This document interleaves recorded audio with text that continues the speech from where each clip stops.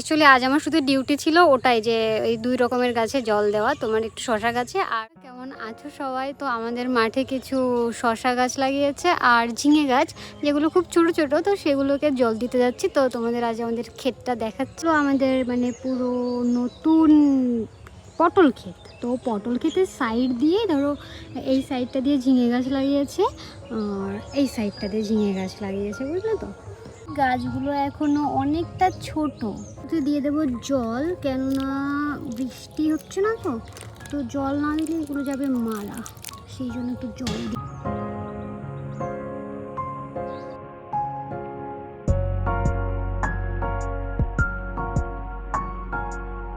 শশা গাছ সবে চারা বেরিয়েছে কিছু, আর তাছাড়া ওর মধ্যে এখান দিয়ে লঙ্কার বীজ লাগিয়েছে, যেগুলো ছোট ছোট হয়ে গেছে, তোমাদের দেখাচ্ছি।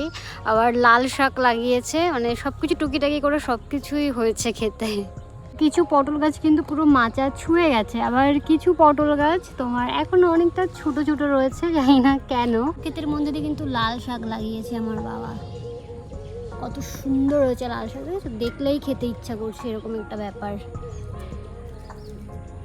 না। দেখো এই পাইপ দিয়ে বাড়ি থেকে জল নিয়ে আসে, মানে বাড়ির সাইডেই এই জমিটা, তো সেই জন্য কিন্তু আমাদের অনেকটা খরচা এখনই কম হচ্ছে। বাট গাছগুলো যখন বড় হয়ে যাবে তখন আর এই পাইপে কাজ হবে না, তখন মানে পুরো স্যালো মেশিন চালিয়ে জল। এটা হলো লঙ্কার চারা, দেখো কি পরিমাণে হয়েছে।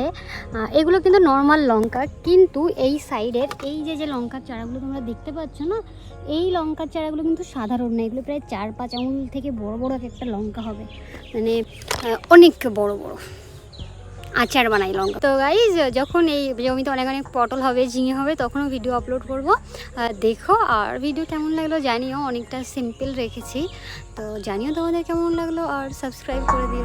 হ্যাঁ।